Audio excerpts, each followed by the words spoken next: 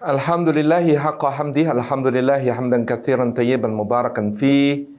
Nahmaduhu wa nasta'inuhu wa nastaghfiruhu wa nastahdi wa natubu ilaih wa la na'budu illa iyyahu wa natawakkalu alaih.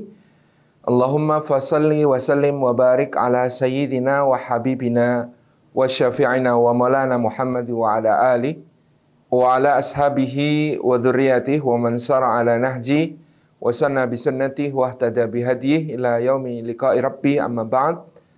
Hadratul mukarramin yang kami hormati, para panelis dan pembicara webinar nasional peringatan Hari Batik, dan yang kami takzimi segenap jajaran pimpinan sekolah, kepala sekolah beserta seluruh para bapak ibu guru SMA Salam Ambon, yang kami takzimi seluruh hadirin hadirat tamu undangan, para orang tua wali, keluarga besar SMA Salam Ambon, dan juga adik-adikku, rekan-rekan sekalian, para pelajar yang dirahmati oleh Allah Subhanahu wa Ta'ala. Puji syukur kita aturkan kehadirat Allah atas limpahan karunia-Nya, kita dihimpun di dalam majelis ilmu, meskipun hanya secara daring, secara online, insya Allah tidak mengurangi semua keutamaan bermajelis ilmu yang bisa kita raih dari sisi Allah Subhanahu wa Ta'ala.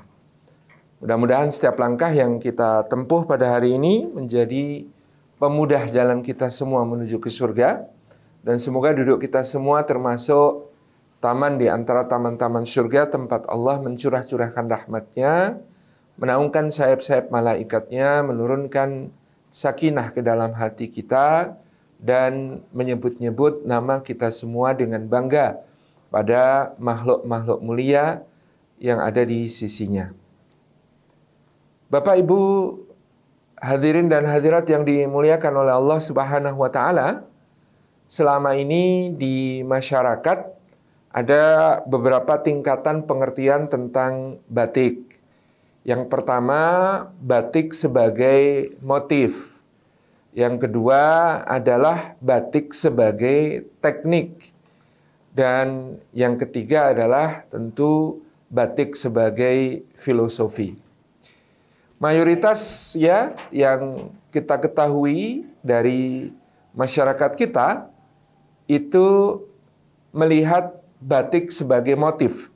Sehingga semua kain yang kemudian bermotif seperti batik itu dianggap sebagai batik. Nah, tentu ini tadi seperti yang disampaikan ibu kita semua bicara sebelumnya, menjadikan pengertian ini mengabaikan proses maupun filosofi dari apa yang disebut sebagai batik. Sehingga teknik yang dipakai, banyak orang memakai pakaian batik di hari batik, sebenarnya bukan diproduksi dengan teknik membatik, tetapi dengan printing, dengan teknologi cetak ya, dari motif-motif yang kemudian diadopsi, diadakan ya, kadang dengan sentuhan-sentuhan kontemporer, memadukan berbagai pola-pola yang ada, nah, kemudian dicetak di atas kain. Tentu inilah yang ada dalam industri, yang ada di dalam pabrikan gitu ya.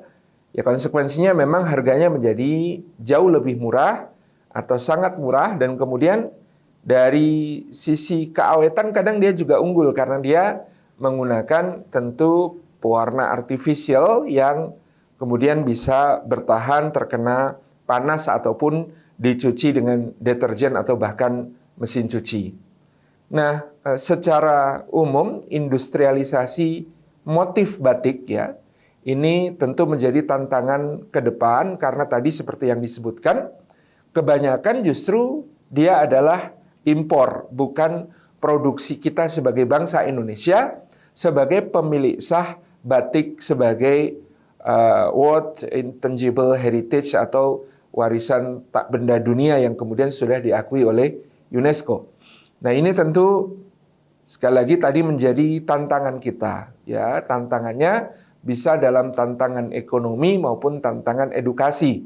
dalam arti tantangan ekonomi, apakah kemudian para pengusaha kita juga bisa memproduksi motif-motif batik dengan teknik ya, dan biaya yang murah yang kemudian bisa dijangkau oleh masyarakat luas, paling tidak untuk mengenalkan batik sebagai motif-motif. Ini yang pertama. Jadi lapis pertama dari pemahaman tentang batik di tengah masyarakat adalah motif, sehingga kemudian kita mengenal dari berbagai daerah menetapkan motif-motif batik khas daerahnya ya, dari Sabang sampai Merauke, ya di Aceh, di sampai teman-teman di Papua, tentu bisa mendesain motif batik mereka masing-masing.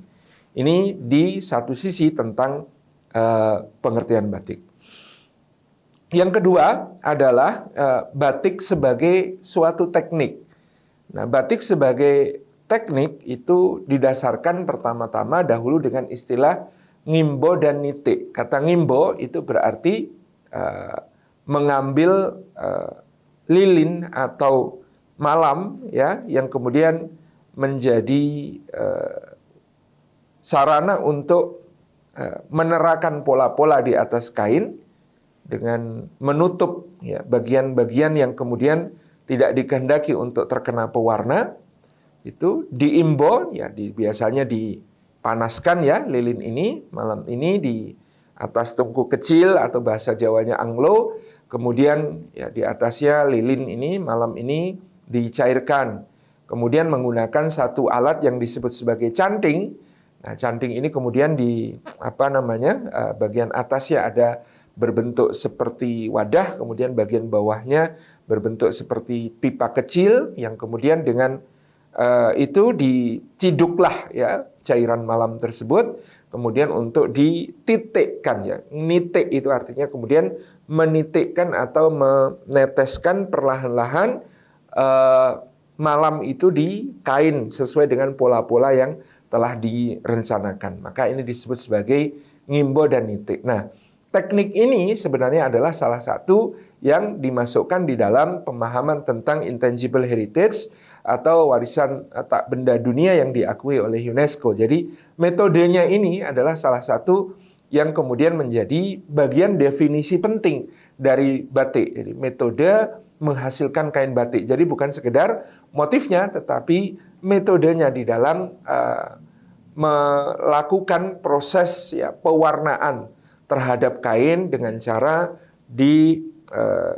imbo dan dititik tadi ya. Maka disebut batik itu dari kata imba dan nitik. Jadi diambil dari malam yang telah dicairkan kemudian diterapkan ke dalam permukaan kain sesuai dengan pola-pola yang telah direncanakan.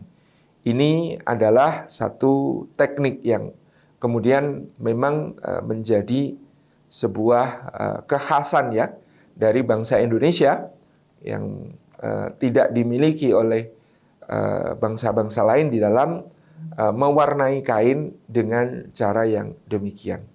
Jadi justru batik itu tidak mewarnai langsung kain dengan menerapkan cairan pewarna kepada kainnya, tetapi justru menutup bagian-bagian yang tidak dikehendaki akan berwarna, tidak dikehendaki ketika dicelup nanti akan berwarna.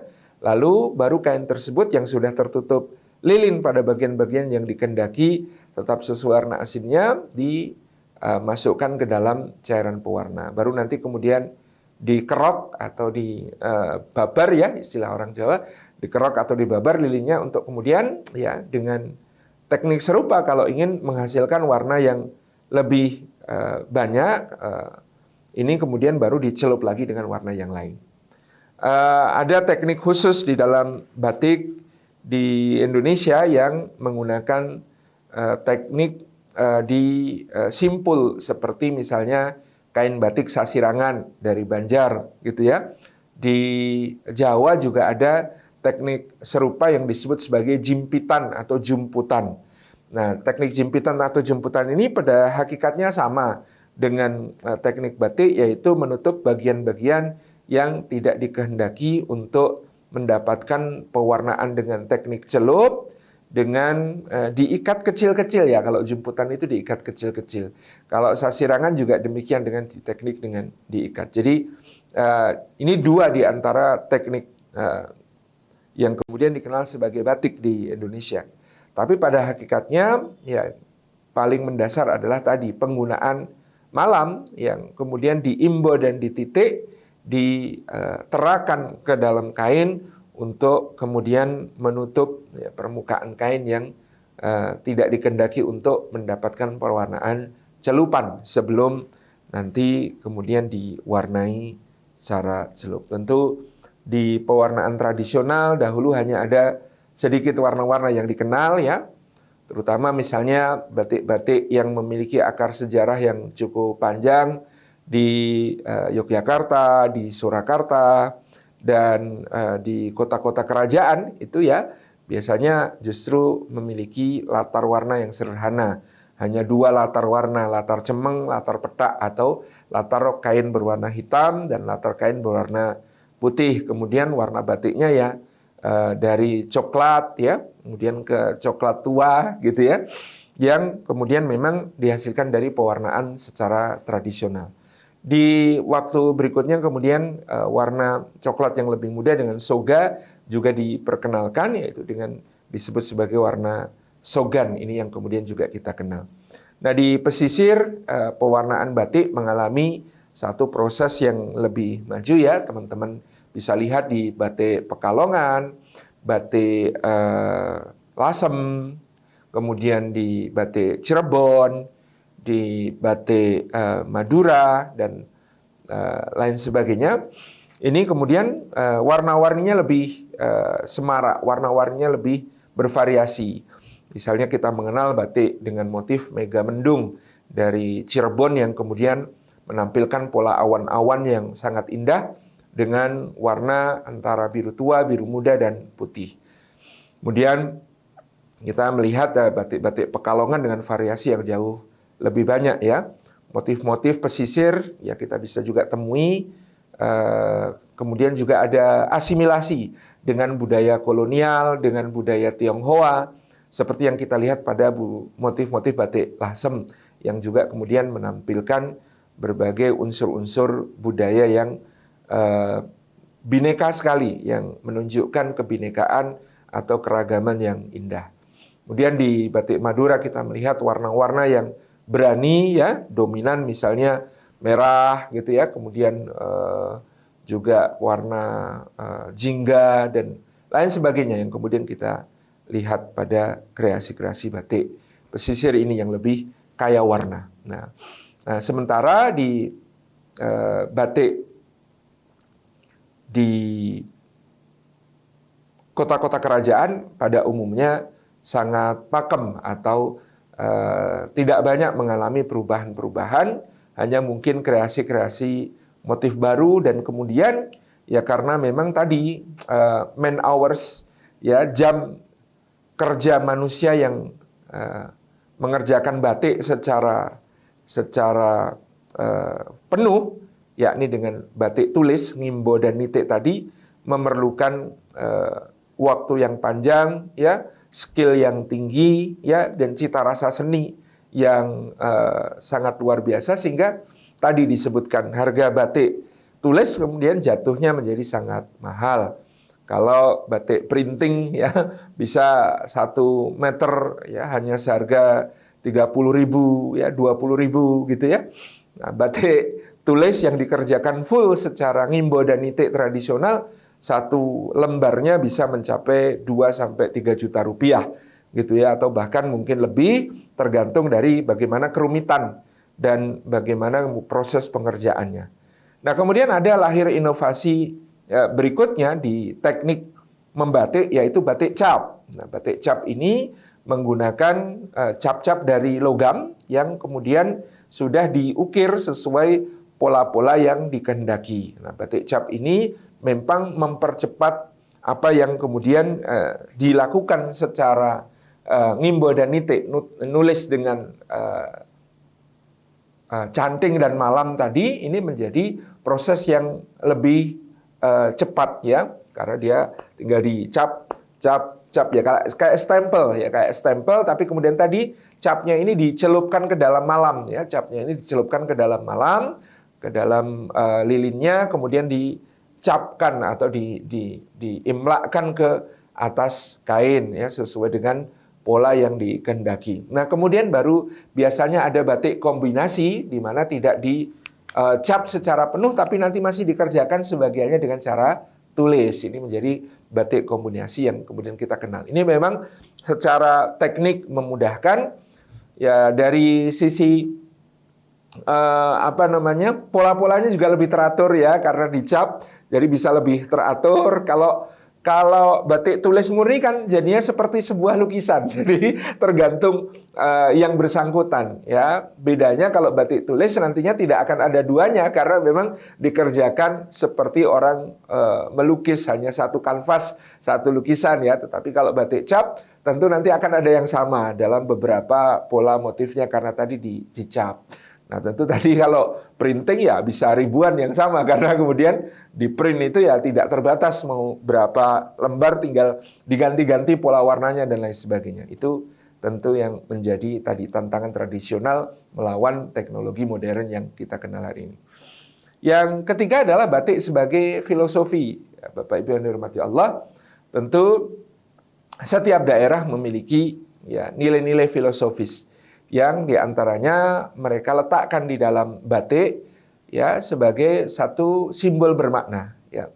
Apalagi kalau kemudian kita melihat tradisi batik di kota-kota kerajaan, misalnya di Yogyakarta, Surakarta, Cirebon dan lain sebagainya, ini tentu ya semua motif-motif batik yang ada di keraton misalnya ini melambangkan makna-makna tertentu yang kadang-kadang dengan itu tentu penggunaan motif-motif ini tidak sembarangan pada peristiwa-peristiwa acak, tetapi kemudian ada aturannya, ada berbagai ketentuannya. Nah, ketika sedang menikah misalnya gitu ya, maka kain batik yang dikenakan tentu yang berkaitan dengan doa-doa, harapan-harapan, cita-cita untuk kedua mempelai ya di dalam menempuh rumah tangga. Bisa digunakan misalnya sido asih. Ya, sido asih itu adalah pengejawantahan dari makna sakinah, mawaddah, warahmah gitu ya di dalam kain batik.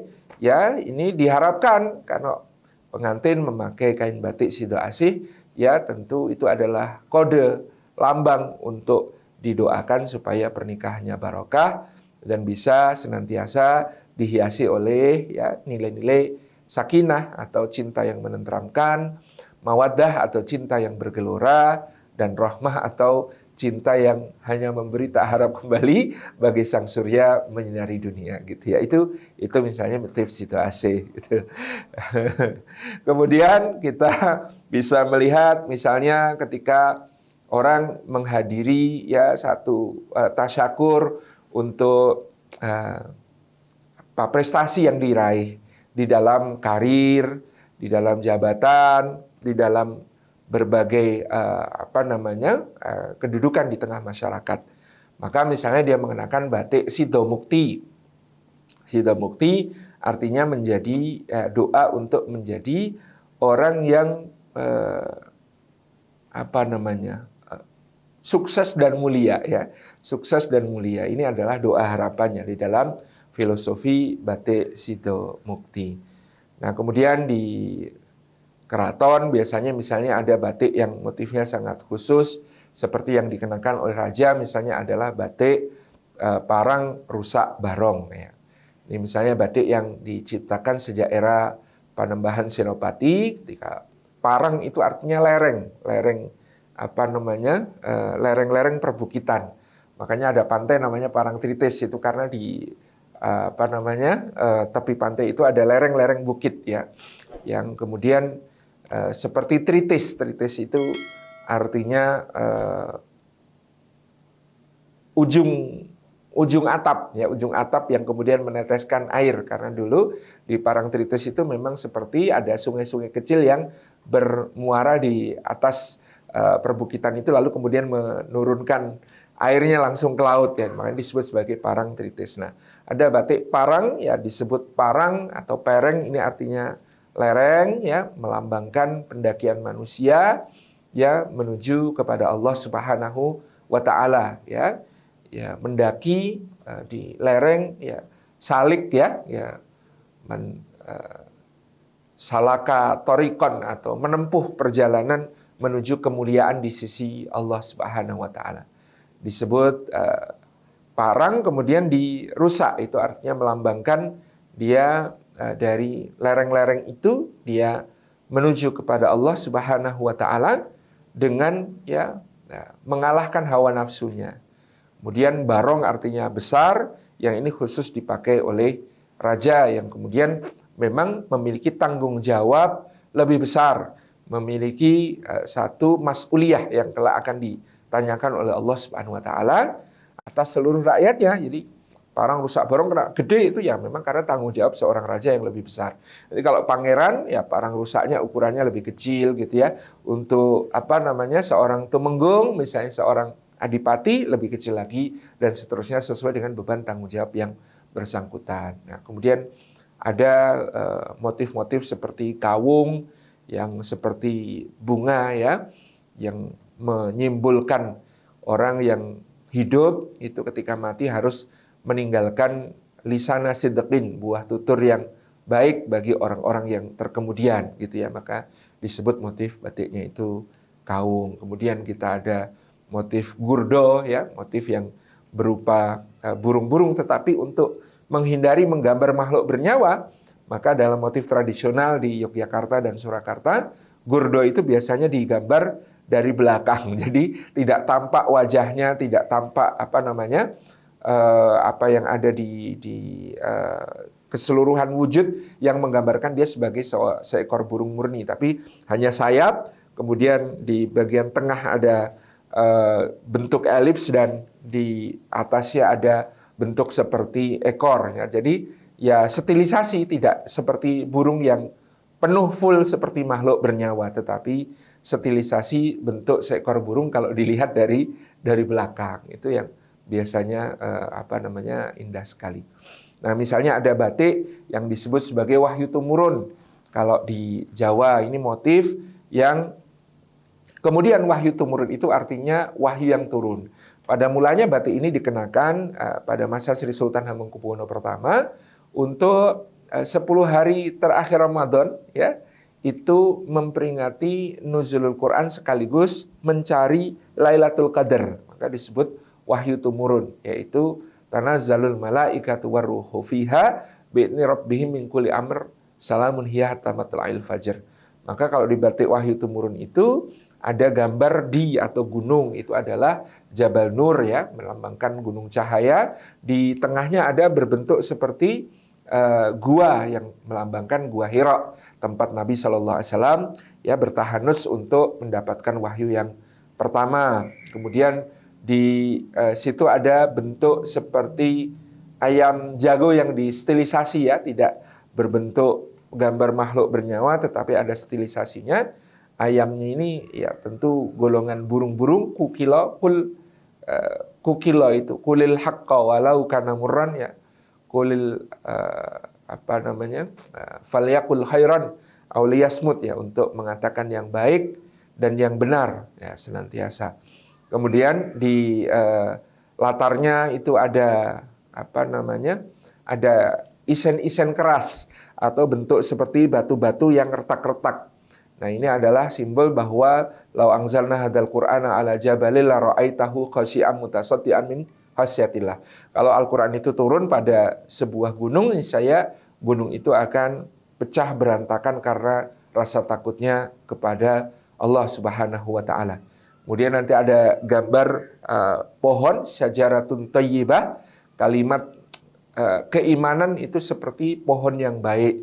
Ya, pohon yang baik itu Al-Qur'an itu akan menumbuhkan keimanan yang paripurna, yang akarnya kokoh, yang bataknya tegak menjulang sampai ke langit cabang-cabangnya dan memberikan buah pada setiap musim dengan izin Allah.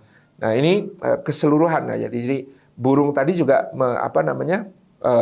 hewan ayam tadi ya juga menyimbolkan hatta matla'il fajr ya, sampai tibanya waktu fajar di mana para malaikat turun ke bumi untuk membawakan rahmat-Nya Allah di dalam Lailatul Qadar dan seterusnya. Jadi batik ini berkembang dengan makna-makna filosofis yang luhur, sebagiannya tentu berakarkan pada pemahaman keagamaan yang sangat kuat ya, sesuai dengan wilayah pada waktu tersebut ya. Jadi nanti ada di Cirebon batik Mega Mendung. Kenapa batiknya Mega Mendung? Karena ya awan-awan itu menyimbolkan karunia dari Allah, rahmat dari Allah, rezeki dari Allah, datang membawa kabar gembira untuk manusia, dan turunnya hujan adalah keberkahan dari Allah di mana pintu-pintu langit dibuka dan kita disunahkan untuk memperbanyak doa-doa. Jadi kalau orang pakai batik yang Mega Mendung yang bergambar awan-awan yang bernuansa putih dan biru itu, hendaknya menjadi orang yang tidak pernah lupa untuk bersyukur akan nikmat Allah, senantiasa mengharapkan berkah Allah, dan tidak henti berdoa kepada Allah Subhanahu wa Ta'ala. Nah, daerah-daerah kemudian tentu membuat motif-motifnya sendiri sesuai dengan apa-apa yang menjadi kekhasannya. Teman-teman di Kalimantan membuat motif-motif yang berkaitan dengan flora dan fauna setempat. Ya, ada burung rangkong, kemudian ada pohon ulin ya, dan kayu-kayuan ya, dengan berbagai variasinya distilisasi. Demikian pula teman-teman di Sumatera, orang Jambi ya dengan motif Angsoduo, orang Palembang dengan motif-motif yang diwarisi dari Kerajaan Sriwijaya dan Kesultanan Palembang Darussalam, kemudian di Lombok, di Sumbawa. Nah, kemudian tentu di Maluku ya, Masya Allah bisa dikreasi motif-motif batik sesuai dengan filosofi setempat yang bisa sangat indah sekali. Filosofi tentang kehidupan lautnya ya, tentang ikan-ikan, tentang kegotong royongan ya, yang kemudian menjadi jiwa masyarakatnya, tentang kerukunan hidup dalam keragaman dan lain sebagainya. Ini tentu menjadi satu bidang garap yang tadi juga adalah bagian terpenting dari apa yang diakui oleh UNESCO sebagai intangible heritage, adalah nilai-nilai filosofi yang terletak di dalam motif-motif batik yang tergambar dan dikenakan sesuai tentu dengan peristiwa-peristiwa tertentu. Saya misalnya biasanya kalau mengunjungi saudara, bersilaturahim, kemudian berjumpa dengan orang-orang yang kita rindukan, itu menggunakan batik motifnya jantung ukel berbentuk seperti jantung yang dirangkai 8 buah. Ini jantung ukel ini maknanya ukhuwah dan warabatna ala qulubihim ya, rabitatul qulub ya, ikatan-ikatan hati. Jadi yang seperti ini melambangkan penerimaan, melambangkan keinginan kita untuk menjalin ukhuwah, silaturahmi karena Allah dan lain sebagainya. Jadi ini latar belakang kita tentang pemaknaan batik ya, dari sejak dia adalah motif, kemudian dia adalah teknik, dan dia adalah sebuah filosofi. Tentu yang pertama bahwa dia adalah motif, kita juga tidak bisa menyalahkan sepenuhnya. Meskipun kadang-kadang tadi menjadi ironis, di hari batik pakai printingan buatan impor gitu ya. Ini kan di satu sisi ya memang motifnya motif batik, tetapi tidak dikerjakan dengan teknik batik dan tidak memberdayakan industri lokal dan tidak memberikan kontribusi pada perekonomian saudara-saudara kita UMKM yang kemudian mengerjakan batik. Jadi kita pada yang pertama ini tentu punya kewajiban untuk melakukan edukasi terhadap masyarakat tentang apa yang hakikatnya disebut batik, bahwa dia bukan cuma motif, tapi juga teknik, tetapi juga dia adalah sebuah filosofi. Nah, artinya memang ya tidak bisa dihindari kita punya kain-kain batik printing ini yang memang sangat mudah didapat, harganya murah, dan bisa kita kenakan dengan bebas gitu ya. Tetapi diharapkan orang memahami betul apa yang disebut batik, sehingga misalnya dia punya kain batik printing yang dibuat sebagai baju, ada 5, dari 5 itu Ya, kemudian dia nabung untuk bisa punya satu batik yang sahih, dalam arti tekniknya juga batik, motifnya juga batik, filosofinya juga batik gitu. Jadi dia punya pemahaman seperti itu. Ini kita penting juga untuk memberikan kesadaran untuk berkontribusi bagi melestarikan bukan hanya motifnya, tapi melestarikan tekniknya supaya para juragan batik ini tetap bisa hidup, ya, para pekerja seni di dalam batik tetap bisa melanjutkan berkarya, karena tentu tadi ya high cost memang batik ini, tetapi kalau tidak kita lestarikan tentu ini sesuatu yang sangat disayangkan. Ini misalnya meskipun hari ini saya tidak memakai baju batik, saya memakai ikat kepala batik, misalnya gitu ya, ikat kepala yang kemudian batiknya tentu batik tulis, bukan batik yang hanya di print. Ini kesadaran di tengah masyarakat yang bisa kita bangun tadi. Kemudian dalam memahamkan tentang teknik, tentu ini menjadi hal yang lebih indah lagi. Kita bisa memahamkan adik-adik kita milenial betapa batik itu adalah karya seni dan betul-betul dikerjakan dengan sepenuh hati, dengan teknik yang memang menuntut ketelitian tinggi, ketekunan, ya, menuntut kerja keras, menuntut kesabaran, ya. Ya, kita ini kalau membatik itu betul-betul diajarkan berbagai nilai-nilai kehidupan yang luar biasa. Ya, sabar gitu ya. Nunggu malamnya panas saja sampai suhu yang tepat perlu sabar gitu ya. Kemudian bagaimana kita menciduk ya, meniup-niupnya pelan-pelan supaya agak mengental sedikit.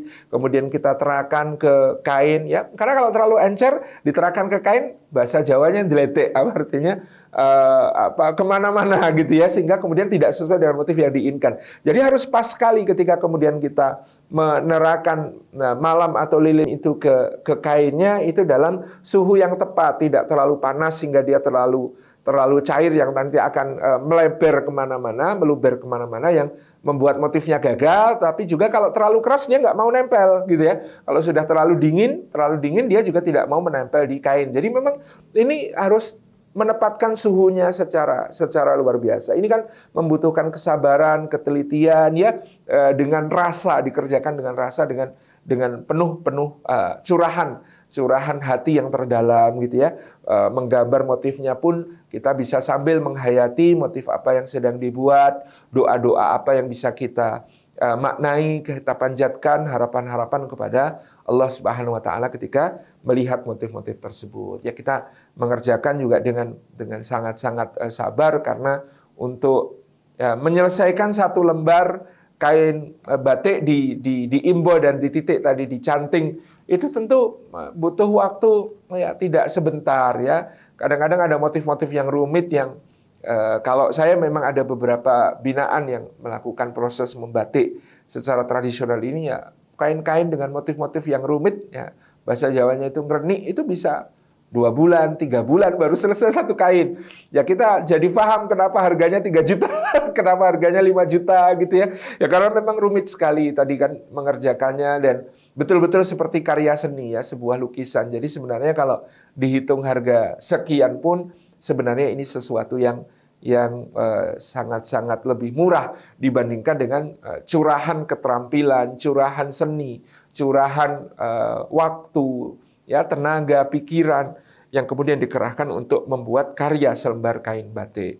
Nah, ini tantangan misalnya untuk adik-adik siswa nanti masing-masing bisa membuat selembar kain batik untuk dikenakan. Ya, dia bisa menata filosofi kain batiknya ini sesuai dengan karakternya masing-masing. Jadi dia bisa bikin kain batik yang menggambarkan kepribadiannya sendiri. Oh, saya orangnya suka berpenampilan indah dan menjadi pusat perhatian. Maka dia membuat batik ya dengan unsur motif misalnya burung merak ya, burung meraknya hanya distilisasi, karena merak itu bahasa Jawa artinya meraati ya. Burung merak itu dia ya kalau diganggu dia memunculkan keindahannya gitu ya, dengan memegarkan ekornya yang kemudian sangat indah. Kemudian saya orangnya humoris, lucu, ceria, maka dia bisa memasukkan unsur-unsur yang penuh dengan keceriaan pada batik yang dia bikin sendiri. Wah, ini kalau kita bisa misalnya memberi tugas kepada masing-masing siswa membuat batik sesuai gambaran kepribadiannya, tentu ini menjadi satu perjalanan yang sangat luar biasa bagi pendidikan karakter ya, karena tadi ya dia mengenali dirinya sebelum mengekspresikan dirinya itu dalam simbol-simbol yang dia letakkan di motif-motif kain batik yang dibuatnya, dan itu dikerjakan dengan sepenuh hati oleh dirinya sendiri. Wah, ini tentu menjadi sebuah hal yang betul-betul tidak akan terlupakan, dan dia menjadi sesuatu yang memorable ya, sekaligus dia menjadi tadi pendidikan karakternya, karena dia menghayati karakternya ketika menerangkan malam di kain batiknya sesuai motif yang sudah dia rancang, menggambarkan kepribadiannya sendiri, atau menggambarkan harapan-harapannya, atau menggambarkan cita-citanya, atau menggambarkan filosofi hidupnya gitu ya, seperti apa dia menjalani hidup. Aku filosofi hidupnya pokoknya just take it easy ya, slow, nggak baperan gitu ya. Maka motif batik apa? Kita bisa menggali dari hasanah-hasanah tradisional apa yang melambangkan kepribadian-kepribadian yang demikian. Itu akan menjadi sebuah pendidikan karakter yang luar biasa. Tentu ini tidak bisa dilakukan kecuali tadi kita juga mempelajari dengan baik berbagai nilai-nilai filosofis di balik motif-motif yang ada secara tradisional, sambil mungkin kita bisa mengembangkannya dengan kreasi-kreasi baru ya.